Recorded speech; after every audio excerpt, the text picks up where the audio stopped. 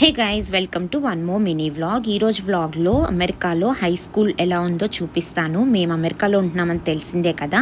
మేము టెక్సాస్ అనే స్టేట్లో ఆస్టిన్లో ఉంటామన్నమాట, లియాండర్ సిటీ. అందులో ఒక హై స్కూల్ ఇది. మా అబ్బాయి ఈ స్కూల్కి వెళ్తాడు. ఇలాంటివి ఎలిమెంటరీ స్కూల్స్ అలాగే మిడిల్ స్కూల్స్ కూడా ఉంటాయి.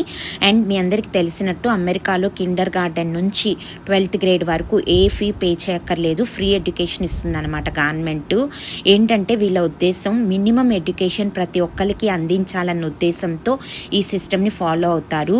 ఫ్రీ ఎడ్యుకేషన్ కదా, పబ్లిక్ స్కూల్స్ కదా, ఎలా ఉంటాయో అని అనుకుంటే మీరు పప్పులో కాలేసినట్టే.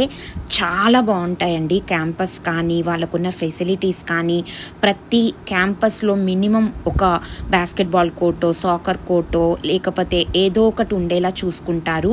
అండ్ లైబ్రరీస్ అయితే టూ గుడ్ ఉంటాయి. వాళ్ళకి కావాల్సినవన్నీ క్యాంపస్లో దొరికేస్తాయి అన్నమాట. అండ్ మనం బుక్స్, వాళ్ళ బ్యాగ్స్, ఇంకా పర్సనల్ స్టఫ్ మేనేజ్ చేసుకుంటే చాలు. చూస్తున్నారు కదా బిల్డింగ్ కానీ క్యాంపస్ కానీ ఎంత పెద్దగా ఉందో. ఇది జస్ట్ హై స్కూల్ మాత్రమే. అండ్ ఇంకో విషయం ఏంటంటే ప్రతి ఏరియాలో వితిన్ 3 to 5 miles స్కూల్స్ ఉండేలా చూసుకుంటారు. ఒక ఎలిమెంటరీ, ఒక మిడిల్, ఒక హై స్కూలు. అంత ఇంపార్టెన్స్ ఇస్తారు అమెరికాలో ఎడ్యుకేషన్ సిస్టము. చాలా అంటే చాలా బాగుంటుంది.